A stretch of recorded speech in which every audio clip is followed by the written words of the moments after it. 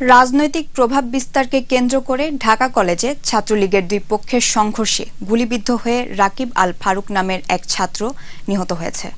অস্ত্র এবং ইটের আঘাতে সে সময় আহত হন আরও কয়েকজন। তবে কলেজের আবাসিক হলে তল্লাশি চালিয়ে কোনো অস্ত্র পায়নি পুলিশ। প্রণব চক্রবর্তীর রিপোর্ট।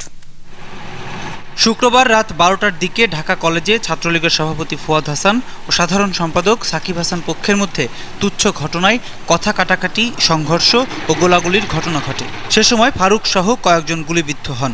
তাদেরকে ঢাকা মেডিকেল কলেজ হাসপাতালে নেওয়া হলে উদ্ভিদবিদ্যা বিভাগের মাস্টার্সের ছাত্র ফারুক মারা যায়। মনোবিজ্ঞান বিভাগের রাকিব ও পদার্থবিজ্ঞান বিভাগের ছাত্র সুলতান মাহমুদ সহ আহত হয় আরও কয়েকজন। হঠাৎ করে রুম থেকে বেরিয়ে আমরা সবাই মাঠের এই পাশে নর্থ হলের সামনে দাঁড়াইলাম। তো দাঁড়ানো বাস থেকে অনেকক্ষণ হয়েছে, কিছু পোলাপান ধর করে উল্টা ধাওয়া দিছে পরে আরও কিছু দূর ভিতরে চলে গেছে। ভিতরে চলে যাওয়ার পরেই বিভিন্ন দিক থেকে গুলি বর্ষণ করা হয়েছে। ছাদের থেকে ওরা ইট মারছে।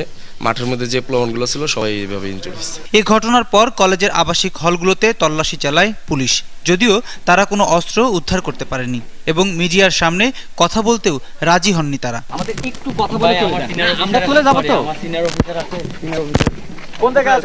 আর সংঘর্ষের বিষয়টি জানেন না বলে এড়িয়ে যান সাউথ হলের প্রভোস্ট আনোয়ার হোসেন। না প্লিজ আমি ব্যাপারে কিছু না আমি স্টেটমেন্ট আমি আমার আহত নিহতের ব্যাপারে তো অন্তত বলতে না, আমি উদ্বোধন কর্তৃপক্ষের ছাড়া আমি কিছু বলতে পারবো। হলের মধ্যে বিভিন্ন জায়গায় রক্তের দাগ ও ইটের টুকরা পড়ে থাকতে দেখা যায়।